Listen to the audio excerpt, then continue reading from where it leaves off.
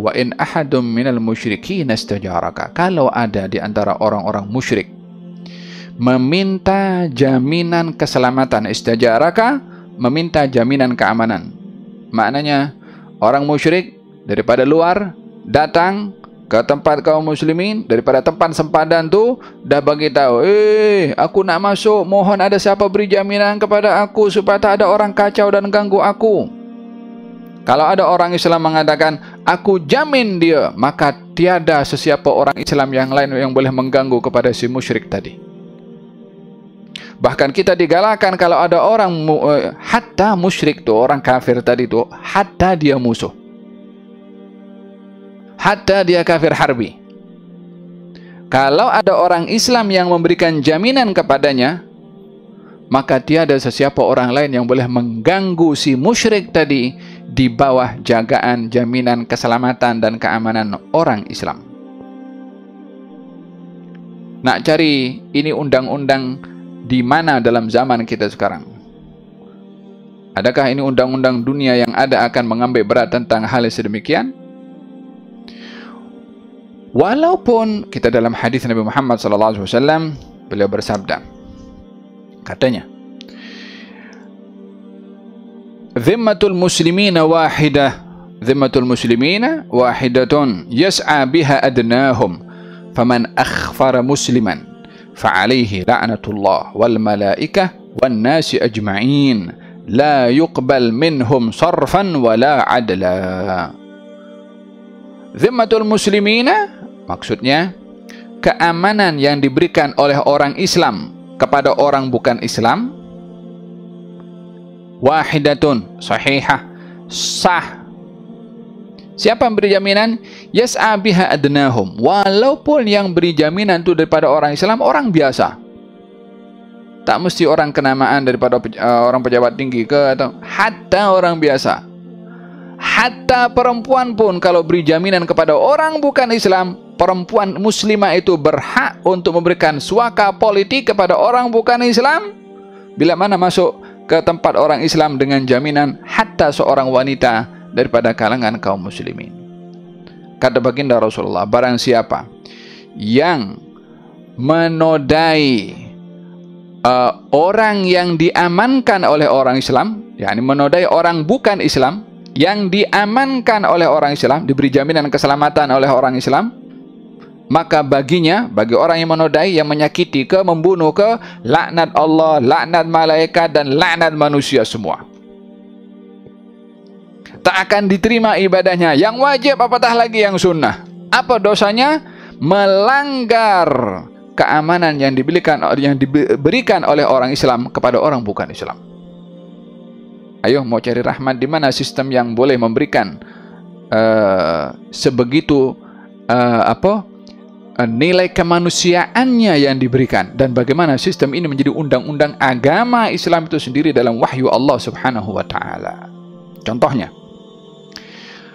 dalam Fathu Makkah, baginda Rasulullah sallallahu alaihi wasallam, Fathu Makkah saya ingat. Nah, ada beberapa orang yang diberi jaminan oleh orang Islam, perempuan.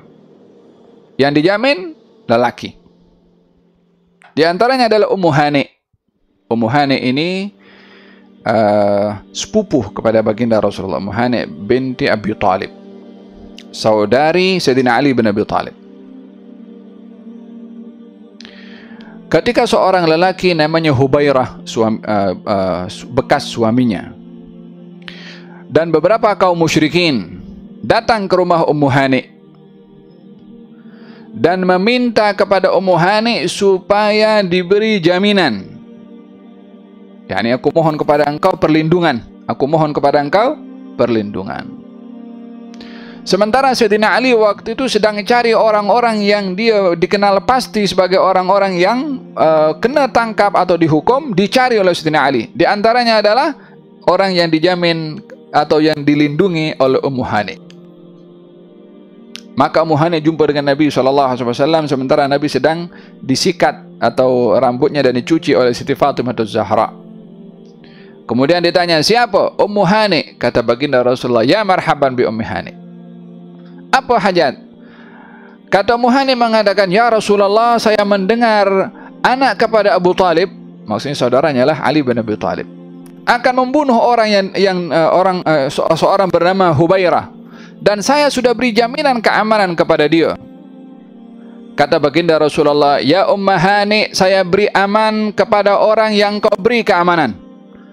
Tiada sesiapa boleh mendekati kepadanya." Ummu Hani keluar dengan seronok. Rasulullah sudah beri jaminan kepada orang yang saya beri keamanan, tak ada sesiapa boleh kacau. Khalas. Ummu Hani, perempuan, beri jaminan kepada orang bukan Islam, seorang musyrik.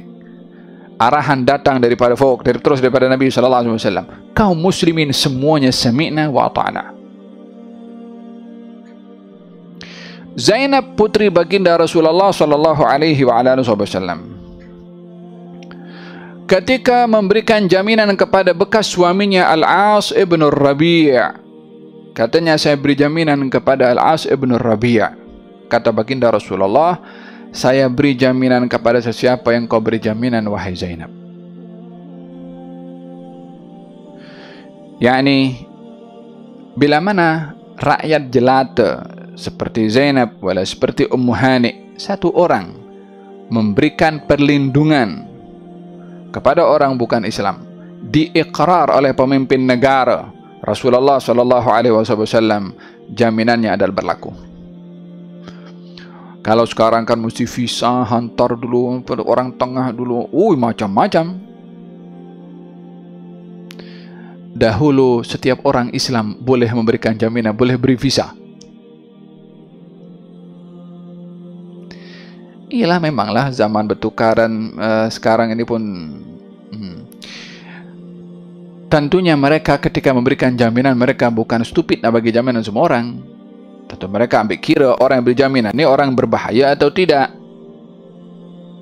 Lastu bil khibbi walal khibbu yakhda'uni. Saya ini kalimat yang menjadi slogan prinsip. Kata-kata ini pernah disandarkan kepada Sayyidina Umar bin Khattab. Katanya, "Saya ini bukan penipu atau pengkhianat, namun saya tak akan biarkan pengkhianat atau penipu tipu saya." So ketika memberikan jaminan, mereka itu bukan sembarangan. Memang orang-orang ketika diberi jaminan, memang orang itu layak diberi jaminan dan tidak membahayakan. Faham tom? Hakadha yang berlaku di zaman baginda Rasulullah sallallahu alaihi wa ala alihi wasallam. Ikrimah bin Abi Jahal, anak orang yang memang memusuhi kepada baginda Rasulullah. Ketika Fathu Makkah lari. Apa sebabnya? Khawatir dibunuh. Karena kekejaman yang dilakukan olehnya dan juga oleh bapaknya. Sayyidina Uthman datang kepada Rasulullah, "Ya Rasulullah, aku mohon Ikrimah diberi jaminan atau dilindungi, diberikan suaka politik." Nabi mengiyakan. Kata Sayyidina Uthman, "Ya Rasulullah, kalau aku beritahu kepada Ikrimah, dia tak akan percaya. Bolehkah engkau berikan sesuatu bukti supaya Ikrimah ini boleh yakin kalau perlindungan itu diberikan kepadanya?" Kata Nabi, "Ambil selendang ini." Diberikan serbannya oleh Nabi SAW kepada Sayyidina Uthman bin Affan. Dikejar Ikrimah, ditunjukkan selendang Nabi SAW atau serbannya kalau Nabi memberikan perlindungan kepadanya. Balik Ikrimah bin Abi Jahal, Nabi berpesan, "Jangan kamu maki kepada Ikrimah tentang perbuatan zalim ayahnya. Sesungguhnya dia datang dalam keadaan hatinya sedang berusaha menerima agama." Dilarang oleh Nabi, arahan langsung daripada baginda Rasulullah kepada kaum muslimin, tidak mengganggu Ikrimah menyakiti perasaannya dengan mencaci bapaknya.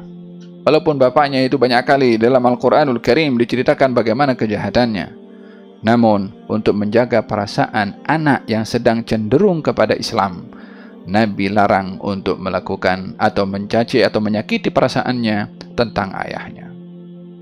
Akhirnya Ikrimah masuk Islam. Dan dalam hal ini jaminan diberikan dengan tujuan agar supaya mereka yang diberi jaminan boleh mengetahui keindahan Islam, boleh mendengar ayat-ayat Al-Quran bila mana disampaikan kepada mereka yang mungkin saja tersentuh dan mendapatkan hidayah dan masuk Islam. Kalaupun tidak, thumma ablighu ma'mana. Kalau dia datang meminta perlindungan, meminta keamanan supaya dengar firman Allah disampaikan, mereka pun dah dengar, tak nak beriman juga, kembalikan mereka ke tempat mereka itu yang sampai mereka aman di tempatnya. Yang disuruh kembalikan, kita yang menjamin tadi itu. Sudahlah orang yang bermusuhan, yang tidak beriman, yang macam-macam perbuatannya, meminta jaminan perlindungan, kita beri jamin. Apa tujuannya diberi jaminan? Supaya mendengar ayat-ayat Allah. Tak mau dengar, kembalikan ke tempatnya yang selamat. Mana ada rahmat seperti mana yang dibawa oleh Al-Quranul Karim di dalam menyikapi kepada orang-orang yang memusuhi kepada kaum muslimin pada ketika itu.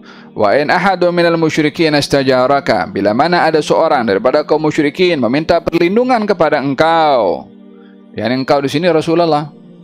Al-ibratu bi umumil lafdhi la bi khususis sabab, yakni di sini engkau memang khususnya kepada Rasulullah, tapi ianya adalah merujuk kepada semua.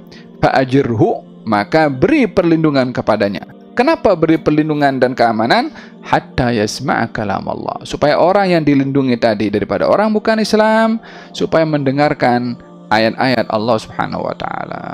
Oleh sebab yang demikian, berapa ramai daripada orang Islam yang ada orang bukan Islam mungkin kerja di pejabatnya mungkin, atau di rumahnya mungkin, sebagai apapun statusnya, sebagai tukang kebun ke, wala sebagai driver ke, wala sebagai apapun juga, say something macam tu. Kau tak nak tahu tentang pasal Islam ke?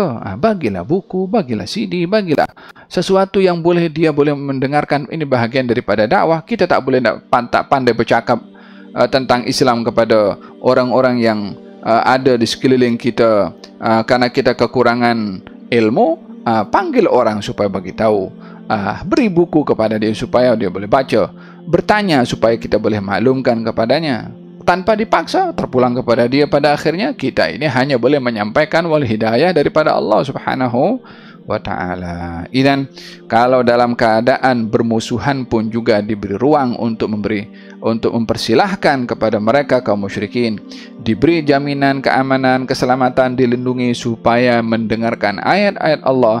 Apatah lagi bila mana dalam keadaan aman, dalam keadaan damai, peluang besar bagi orang Islam berdakwah kepada orang bukan Islam. Hatta isma' kalam Allahi thumma ablighu ma'manah, kemudian kembalikan ke tempat mereka. Kalau mereka tak mau terima Islam, kembalikan mereka ke tempat asal mereka. Subhanallah, ablighu ma'manah, kembalikan, sampaikan mereka ke tempat yang aman.